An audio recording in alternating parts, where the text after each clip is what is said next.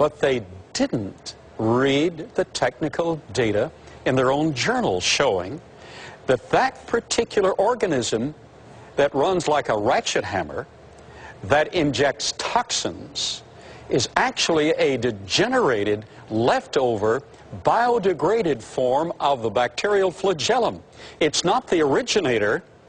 The original, was the flagellum that required intelligent design by a loving creator, because we have more favorable bacteria in our bodies than we have cells in our bodies.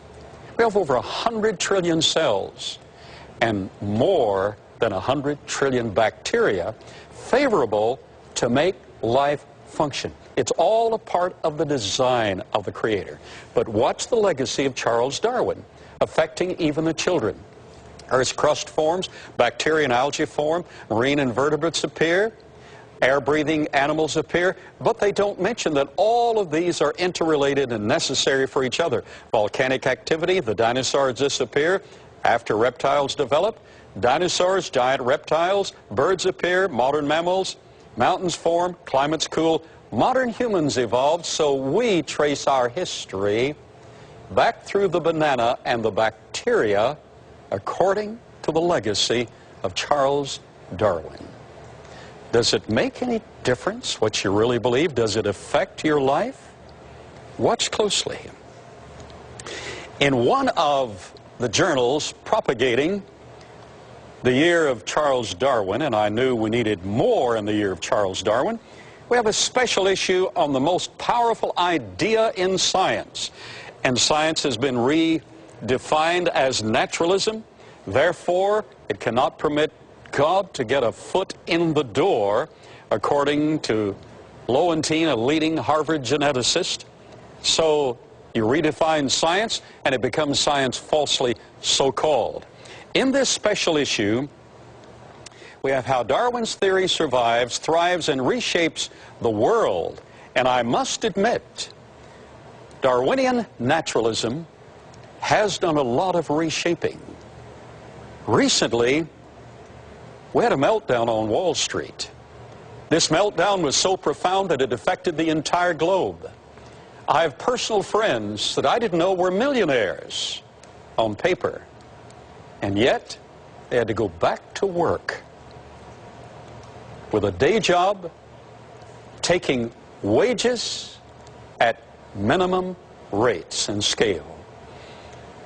This has affected the entire globe, has affected nations to the point where we have a restructuring of a new world order that is falling into place. And I say falling into place, it's not arriving or graduating in place, it is sifting down into place during the meltdown. What was the cause of the meltdown? Greed. Greed at both ends of the ladder.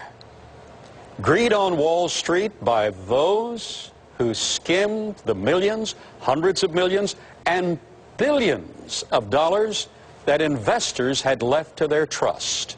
And greed at the bottom of the ladder by hundreds of thousands of individuals, perhaps well-intentioned, who knew they could not pay for what they were borrowing, could not pay the loan back, could not maintain what they were buying, and they knew they would be subsidized on someone else's money.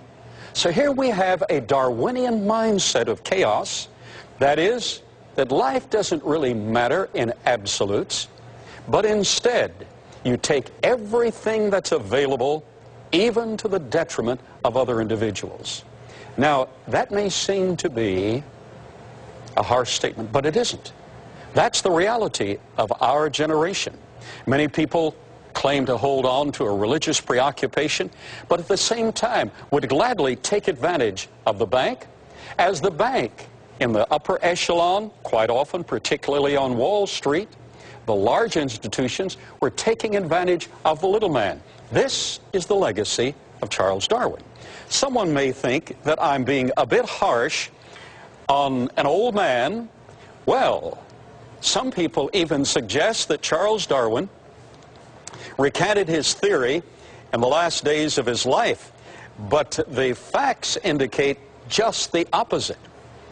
Charles Darwin, within a week of his death, actually discussed his theory and intended to write more data on naturalism. His family insisted that to the end he held to his naturalistic ideas. Now, I personally was contacted by a great-great-nephew of Charles Darwin, and that individual said, I'm a born-again Christian. I disagree with my great-great-uncle, but I just wanted you to know that there are individuals who see the light. What a blessing that is. I want to show you that I'm not harsh. Here, Institute for Creation Research placed a compilation of those who stood by Charles Darwin and were a part of the 200-year birthday celebration of his birth. And here we have some of the past, some who live in the present. But the legacy of Charles Darwin is that life is godless. Sir Julian Huxley, who advocated everything and defended Darwin in full measure, stated, Darwinism removed the whole idea of God as the creator of organisms from the sphere of rational discussion. Richard Dawkins, an atheist who is alive today, said life is purposeless. No wonder we have the meltdown on Wall Street. Life is purposeless. Life has no higher purpose than to perpetuate the survival of DNA. Life has no design, no purpose, no evil, no good, nothing but blind, pitiless indifference. Therefore, take advantage of everyone you can is our interpretation of what that's saying, and Wall Street certainly followed suit with this. Life is meaningless. William Provine stated, there are no gods, no purposes, no goal-directed forces of any kind. There's no life after death. There's no ultimate foundation for ethics, no ultimate meaning in life, and no free will for humans. We are just one form of life battling with another form of life. What an incredible tragedy. I must admit that Charles Darwin certainly did do some good science. But I understand from geologists who know the facts that his first interpretation in Argentina, that he sent back by courier. Courier then was another sailing vessel. His first interpretation of the geology of the river and the basin were all incorrect. Yet that was a basis. He used Charles Lyell's concept and idea. That was the basis for naturalism. Ultimately published on the Finches and ultimately came up with, or published on the idea of natural selection, and he borrowed that. He did not originate the idea. But at the same time was living another man. Born on the same day, actually, February the 12th, 1809. Charles Darwin was born into a family that was rather well-to-do. He had it easy, had time on his hands. His college was paid for. He had essentially everything he wanted.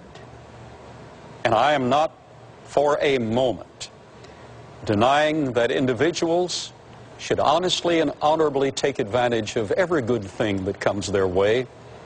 That's not in any way to deny education and ultimate education to everyone who can get it.